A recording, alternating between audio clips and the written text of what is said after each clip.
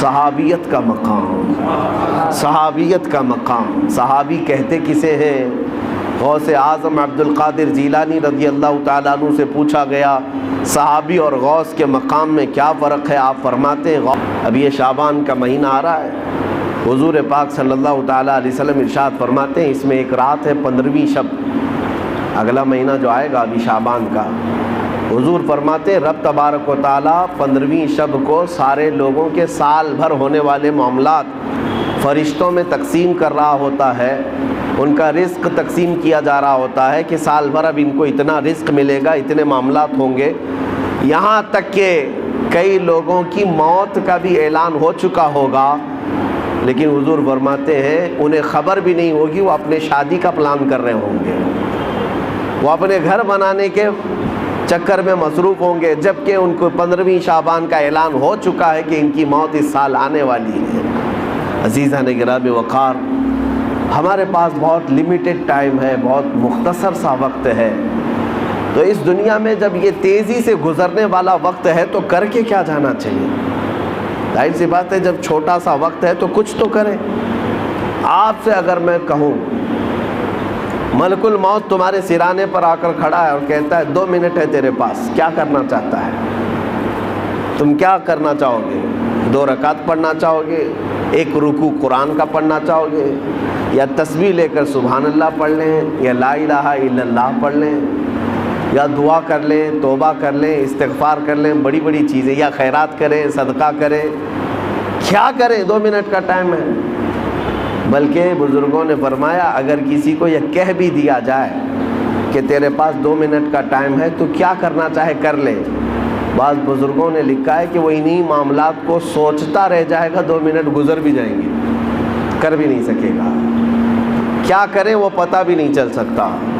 لیکن میں آپ کو بتاتا ہوں ابھی تمہارے پاس وقت ہے، صحیح سلامت آپ بیٹھے ہوئے ہیں، آپ کی سانسیں چل رہی ہیں، آپ کے ہاتھ پیر سلامت ہیں، اب ہم میں سے کسی کو پتہ نہیں اب باقی وقت کتنا ہے، تو کون سی تسبیح پڑھو گے، کون سا ذکر کرو گے، کتنی تلاوت اور کتنی عبادت کرو گے؟ میں آپ کو ایک نسخہ دے جاتا ہوں، وہ سب سے بہترین چیز ہے، سب سے بہترین چیز ہے۔ فرمایا گیا کہ اگر تمہیں کوئی چیز مختصر سے وقت میں کر کے جانا ہے تو وہ رسول پاک کو راضی کر کے جانا ہے۔ ایک بار حضور پاک صلی اللہ تعالیٰ علیہ وسلم سے محبت کے ساتھ یہ عرض کرنا کہ آقا میں تمہارا ہوں، آپ میری طرف نظر کرم فرما دیں، اگر وہ رسول راضی ہو گئے تو تمہارے ہر وقت کے لیے وہ اللہ کی بارگاہ میں سفارش کریں گے۔ باقی ہماری تسبیح جاتی ہے کہ نہیں جاتی یہ بھی ہمیں معلوم نہیں، کر تو لیا عبادت لیکن قبول ہوتی ہے نہیں ہوتی یہ بھی نہیں معلوم، لیکن اگر اللہ کا نبی راضی ہو گیا تو ہمارے سفارش کے لیے وہ کافی ہو جائے گا۔ میں آپ کو بتاؤں ایک نوجوان کی زندگی، مدینہ طیبہ میں یہودی لڑکا تھا، ماں باپ دونوں یہودی ہیں، بیٹا 22 سال کا، ایک بار مسجد نبوی کے پاس سے گزر رہا تھا، رسول پاک صلی اللہ تعالیٰ علیہ وسلم صحابہ کے درمیان بیٹھے تدریس فرما رہے تھے، انہیں تعلیم دے رہے تھے، اور یہ مسجد نبوی کے دروازے کے باہر سے گزرتے گزرتے ایک بار اس کی نظر حضور پر پڑ گئی، نبی پاک صلی اللہ تعالیٰ علیہ وسلم کو دیکھتا کھڑا رہ گیا، اور حضور پاک صلی اللہ تعالیٰ علیہ وسلم کی شیرنی گھولنے والی وہ میٹھی آواز کانوں پر ٹکرانے لگی تو کھڑا سنتا رہ گیا حضور کی آواز، اور کافی دیر تک جب دل میں مٹھاس پہنچی تو گھر گیا، ظاہر سی بات ہے حضور کا وہ حسین چہرہ کوئی ایک بار دیکھتا تو ہی فدا ہو جاتا تھا، یہودی اپنے ماں باپ سے کہہ نہیں سکتا تھا، گھر گیا اور اس کے بعد بے چینی بڑھتی رہی، دوسرے دن آیا پھر مسجد نبوی کے دروازے کے باہر کھڑا ہو کر حضور کو سنتا تھا اور دیکھتا تھا، بس اتنا کام تھا۔ چند دنوں کے بعد کسی نے دیکھ کر کے اس کے ماں باپ کو خبر کر دی کہ تمہارا بیٹا تو محمد کے پاس جاتا ہے صلی اللہ علیہ وسلم، تمہارا بیٹا، تم تو یہودی ہو لیکن تمہارا بیٹا محمد صلی اللہ تعالیٰ علیہ وسلم کو دیکھنے جاتا ہے، ان کی تقریر سننے جاتا ہے۔ تو باپ کو بڑا غصہ آیا اور اس نے پوچھا کیا تو محمد کے پاس جاتا ہے، مسجد نبوی کے پاس جاتا ہے؟ بیٹے نے کہا ہاں ان کی باتیں مجھے اچھی لگتی ہیں، ان کا چہرہ مجھے بڑا اچھا لگتا ہے، لیکن باپ نے سختی کیا کہ آئندہ اگر تو جائے گا تو میں تیرے ساتھ سخت سزا کا معاملہ کروں گا،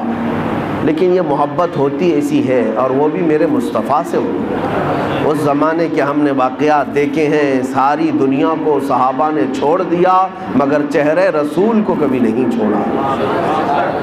اس نوجوان کے ساتھ بھی یہی ہوا، 2 دن گھر میں رہا، تیسرے دن پھر نکل کر کے آیا، مسجد نبوی کے باہر کھڑا حضور کو دیکھتا رہا۔ باپ آیا ڈھونڈتے ہوئے، دیکھا جب حضور کو یہ چھپ کر کے دیکھ رہا ہے، وہیں سے پکڑ کر لے گیا اور اپنے گھر پر لے جا کر زنجیریں باندھ کر قید کر دیا، قید کر کے رکھا، مارا توڑا اور کہا کہ آج کے بعد سے گھر سے باہر نہیں جا سکتا۔ اب گھر کے اندر قید تھا، چند دنوں کے بعد بیمار ہو گیا۔ ظاہر سی بات ہے کسی محبوب کو اس کے محب سے یا کسی محب کو اس کے محبوب سے جدا کر دیا جائے، یہ بیماری بہت بڑی ہو جاتی ہے۔ وہ تڑپتا رہ گیا اور بیمار ہو گیا، کمزوری آ گئی۔ باپ نے زنجیریں کھول دیں، لیکن گھر سے باہر نکلنے نہیں دیا جاتا تھا، گھر کے اندر ہی قید رہتا۔ پھر یہ بیماری اتنی بڑی جس کو فاضل بریلوی نے کیا کہا ہے، جان ہے عشق مصطفیٰ روز فزوں کرے خدا، جس کو ہو درد کا مزہ ناز دوا اٹھائے کیوں۔ یہ ایک درد ایسا ہے محبت کا کہ اس میں روز درد اور بڑھتا رہے، اس محب کو اور مزہ بھی آتا رہے۔ ایک دن ایسا آیا کہ اس کی بیماری اتنی بڑھ گئی کہ وہ بستر سے اٹھ بھی نہیں سکتا تھا، چل پھر نہیں سکتا تھا۔ حکیموں سے علاج کرایا گیا، طبیبوں سے علاج کرایا گیا، علاج کرتے کرتے مہینے گزر گئے، لیکن اس کی بیماری بڑھتی گئی۔ ایک دن حکیم نے آ کر یہ کہہ دیا اس کے باپ سے کہ اب تمہارا بیٹا زندہ نہیں رہ سکتا، ایک دن کا مہمان ہے، یہ جو کھانا کھائے، جو چاہے کھلا دو پلا دو اور جو خواہش ہے پوری کر دو، یہ ایک دن سے زیادہ اب زندہ نہیں رہ سکتا۔ جوان لڑکا ہے، 22 سال کا، موت کے کنویں میں جا رہا ہے۔ ماں باپ کے دل پر کیا بیتتی ہوگی، رونا دھونا بھی تھا، لیکن بچے کی، بیٹے کی محبت غالب آ گئی۔ بیٹے سے پوچھا بیٹا ہم نے تیرے ساتھ اگر ناانصافی کی ہے تو معاف کر دے، اگر تیری کوئی آخری خواہش ہے، کچھ کھانا پینا چاہتا ہے تو ہمیں بتا دے، ہم تیرے لیے حاضر کر دیں گے۔ اس نوجوان نے بستر پر لیٹے ہی اپنے باپ سے کہا میری ایک ہی خواہش رہ گئی ہے کہ ایک بار پھر سے محمد کا چہرہ دیکھوں صلی اللہ علیہ وسلم۔ باپ پگھل گیا۔ ماں نے بھی کہا لڑکے کی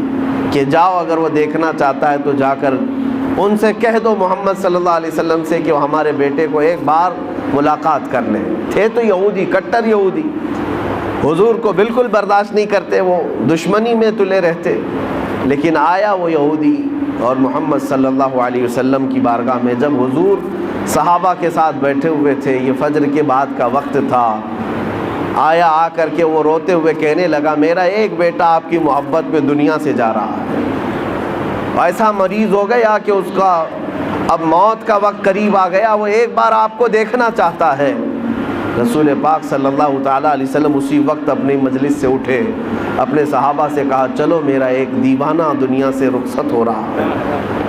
نکل کر کے میرے آقا اس یہودی کے گھر آئے، بستر پر لیٹا ہوا وہ بیمار 22 سال کا نوجوان جس کے جانے کا وقت قریب تھا، سانسیں اکھڑ رہی تھیں۔ حضور سیدھے اس کے سرانے کے پاس جا کر بیٹھتے ہیں اور اس کا سر گردن کی طرف ہاتھ دے کر کے اٹھاتے ہیں تو پورے جسم میں اس کے گرمی دوڑ جاتی ہے۔ میرے آقا صلی اللہ تعالیٰ علیہ وسلم کا لمس پایا ہاتھ کا، جسم کے اندر طاقت محسوس ہوئی اور چہرہ کھل گیا۔ دیکھا، آنکھیں بھر کر کے حضور کے چہرے کو مسکرانے لگا اور کہا کہ میری زندگی وصول ہو گئی، میری زندگی وصول ہو گئی۔ یہ کہتا رہا، میرے آقا نے حضور پاک صلی اللہ تعالیٰ علیہ وسلم کی اتنی بات پر وہ زور سے کلمہ پڑھا اور حضور کی گود میں سر رکھ کر کے اس کی روح پرواز کر کے انتقال کر گیا۔ عزیزان گرامی، لیکن مقام کیا پایا جانتے ہیں؟ صحابیت کا مقام، صحابیت کا مقام۔ صحابی کہتے کسے ہیں؟ غوث اعظم عبد القادر جیلانی رضی اللہ تعالیٰ عنہ سے پوچھا گیا صحابی اور غوث کے مقام میں کیا فرق ہے؟ آپ فرماتے ہیں غوث اور صحابی کی بات کرتے ہو؟ صحابی رسول جن گھوڑوں پر بیٹھ کر جہاد میں جایا کرتے، ان گھوڑوں کے ٹاپ کے نیچے سے جو دھول اڑتی تھی، غوث وہاں بھی نہیں پہنچ سکتا، وہاں تک بھی نہیں پہنچ سکتا۔ اب اندازہ کرو، جو چند لمحوں میں میرے آقا کا دیدار کیا اور غوث سے بھی بڑا مقام پا گیا، کس وجہ سے؟ اسی لیے میں نے اس واقعے کو اس لیے عرض کیا کہ اگر کسی کے پاس زندگی میں تھوڑا سا وقت باقی ہے، تھوڑا سا وقت باقی ہے، اور اگر اسے کچھ کرنا چاہیے تو صرف اتنا ہے، آج لے ان کی پناہ، آج مدد مانگ ان سے، آج لے ان کی پناہ، آج مدد مانگ ان سے، کل نہ مانیں گے، قیامت میں اگر مان گیا۔ اعلیٰ حضرت نے فرمایا پھر قیامت میں تو ہر کوئی حضور کو ماننے لگ جائے گا، جو مقام و مرتبہ وہاں پر دیکھے گا ہر کوئی کہے گا یہ میرے آقا ہیں، لیکن کمال یہ ہے اے مومن آج تو ان کے قدموں میں آ جا، آج تو ان کا ہو جا۔ ہمارے پاس مختصر سی زندگی بچی ہے میرے عزیزوں، دنیا کو ہم الوداع کہنے والے ہیں، نہ جانے کتنے جنازے ہم نے اٹھائے اور کتنی قبروں میں ہم نے لوگوں کو دفن کیا، ہم نے اپنی آنکھوں سے دیکھا اور کتنے لوگوں کو مٹی بھی دیا۔ کیا یہ حقیقت نہیں ہے؟ کیا یہ حقیقت نہیں؟ قرآن یہ کہتا ہے الہاکم التکاثر حتی زرتم المقابر۔ اللہ تعالیٰ فرماتا ہے یہ دنیا کی ہر چیز کی کثرت نے تمہیں غافل کر رکھا ہے، مال کی کثرت، کھانے کی کثرت، پہننے کی کثرت، اولاد کی کثرت، مرتبوں کی کثرت، خواہشات کی کثرت، یہ زیادتی نے تمہیں غافل کر رکھا ہے، اور اس غفلت سے اگر آزاد ہونا ہے، رب تعالیٰ فرماتا ہے جاؤ قبروں کو دیکھاؤ، حتی زرتم المقابر، یہاں تک کہ تم قبروں کو دیکھاؤ۔ کیوں قبروں کو دیکھنے کا حکم دیا گیا؟ جا کر دیکھنا وقت کے بڑے بڑے پیسے والے وہاں پر لیٹے ہوئے ہیں، وقت کے بڑے بڑے لیڈر جو تھے وہ بھی لیٹے ہوئے ہیں، جن کی پہلوانی کے چرچے ہوا کرتے تھے وہ بھی زیر زمین دفن ہے۔